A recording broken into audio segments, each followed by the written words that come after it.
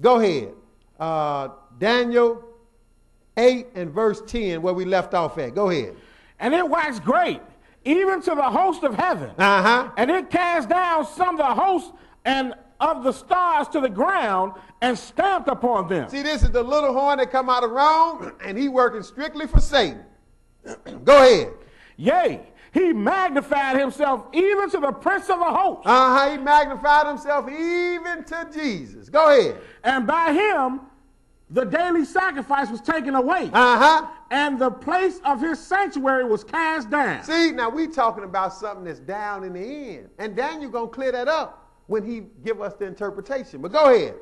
And an host was given him against the daily sacrifice by reason of transgression. And it cast down the truth to the ground, and it practiced and prospered. See, the Lord going to let this man do this because it's totally wicked in the world anyway. That should be a question you have. Well, why God going to let it be great tribulation? Why he going to let the Antichrist and the abomination of desolation do all of this?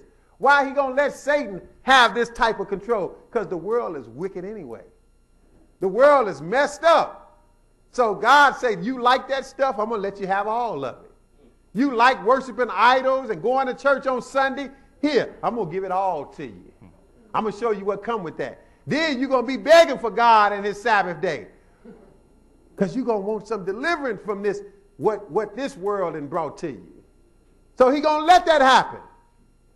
So that's why verse 12 said, Daniel 8, and the host was given him against the daily sacrifice by reason of transgression. See, the Lord going to let this man do the dirt he's doing. He even going to give him 3.5 years to do all the dirt he can do. So the man going to have armies. God not going to intervene and stop him from doing nothing. Even people talk about freedom of religion, freedom of religion. This man going to show you he don't care nothing about freedom of religion. He going to show you, you do what I say, I'm going to cut your head off. That's what Great Tribulation is about. But we trying to figure out how we going to escape. So that's why I said host was given him against the day to sacrifice by reason of transgression. They transgress. Even the people in Jerusalem don't need to be doing what they doing. They don't need to be doing no daily sacrifice. They don't know what they doing. Right. They really don't need to even build no temple. Right. They don't know what they doing. So God say, hey, it's all headed to hell in a handbasket. I'm going to let it loose.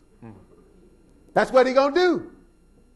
He said, but now go ahead, pick it. He said at the end of verse 12, and the man is going to cast down the truth to the ground, and he going to practice, and he going to prosper. Verse 13. Then I heard one saint speaking, and another saint said unto that certain saint which spake, how long shall be the vision concerning the daily sacrifice and the transgression of desolation? See, now I call it the transgression of desolation. See, that show you what the Lord is talking about when he said the abomination of desolation. This is some great sin that God totally is disgusted by. A transgression and abomination. And the man is a desolator because he's going to be killing you like it's going out of style. That's why it's called Great Tribulation. So that's why he's called a desolator. But now the question came up, how long is this going to go on? How long are you going to let all this stuff go on? You're going to let all this confusion, the daily sacrifice, the people going to start sacrificing animals. Then the man going to come and stop them, and he going to take the temple over. He going to put a false god there. He going to move in himself. How long is this going to go on? Go ahead. To give both the sanctuary and the host to be trodden underfoot. How long is it going to go? Go ahead. And he said unto me, unto 2,300 days, then shall the sanctuary be cleansed. See, he said until 2,300 days, then shall the sanctuary be cleansed. So now what is he dealing with? He's showing you exactly how this thing going to unfold. See, that's how we know the world can't end tomorrow, next week, next year, not even 2 years, 3 years. Jesus can't come. We can die anytime.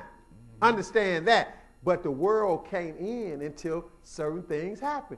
They haven't even started carrying out the daily sacrifice yet, have they? So the man can't stop them from sacrificing animals that they're not doing. So this 2,300 days show you the time, which is about 960 some days, how long they are going to do that sacrifice. Almost 3 years. So you just keep watching Jerusalem, you're going to see the people over there, as they get closer to getting part of the Temple Mount area, which is where the Muslims kind of got their religious sites there, and they kind of got a grip on it now because they got the Dome of the Rock and this mosque on the Temple Mount site. But the Edomites, the so-called Jews, they eventually going to come up with some kind of way to get part of it. And they are going to be working on building a temple right over there. They ain't going to be able to get rid of the dome, so they're going to have to do it by the Dome of the Rock. And they probably going to make it like, oh, this is great. We're going to be side by side. That's what they're going to be pubbing it up as. But when you see that, you can get your shoes ready. Because it's getting ready to hit the fan. So, but that's what they're going to do. And they're going to offer up animals. They're going to start the daily sacrifice, a lamb in the morning and a lamb in the evening every day. That's what the daily sacrifice is. A lamb in the morning, a lamb in the evening. And they're going to do that for 900 and something days. That starts at 2,300 days off. And then we saw the man going to stop them. The man from Rome going to say, look, this ain't working. This ain't you shouldn't be doing this. Even though it's going to look good like it's some peace, hey, he ain't going to like it because, hey, it's taking away his little authority.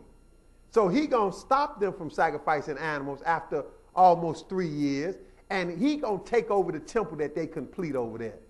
And that is the abomination of desolation in the holy place. That's when it's time to flee, because he going to be killing up everybody to have it his way. This is the man from Rome. But now, that's where he get 2,300 days from. We already knew tribulation is only 1,260 days. Or we had 1,290, which included when the man stopped the sacrifices, right? So this is just on the front end. When they going to offer. They got to offer it for a period of time. They're not offering them now. But now let's go further. Did you read 14? Yeah. Okay.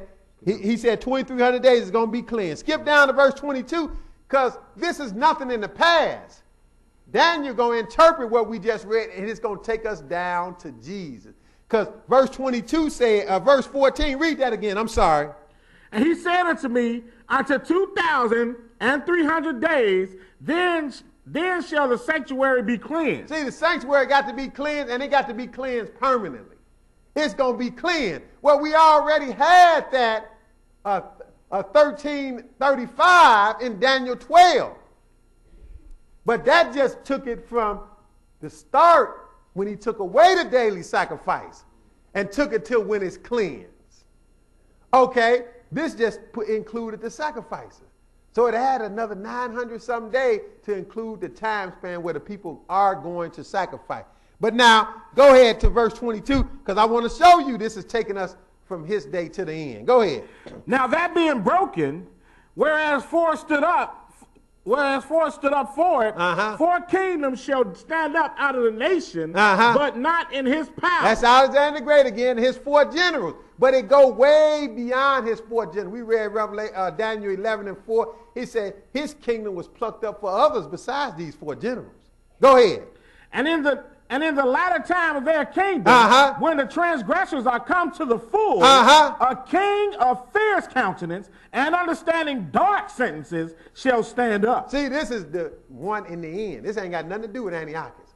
A king of fierce countenance, and he understands dark sentences. He know how big this is. He know what he doing. He just crazy enough, I guess, to think he can get away with it. But God gonna burn him as long as the day is. But go ahead. And by his power shall be mighty, but not by his own power. See, he going to have power. It's going to be mighty. He going to have armies on his side. He even going to have witchcraft power from Satan. See, Antiochus didn't have all that. Go ahead. And he shall destroy wonderfully. Oh, he going to destroy wonderfully. Go ahead. And shall prosper and practice and shall destroy the mighty and the holy people. Go ahead.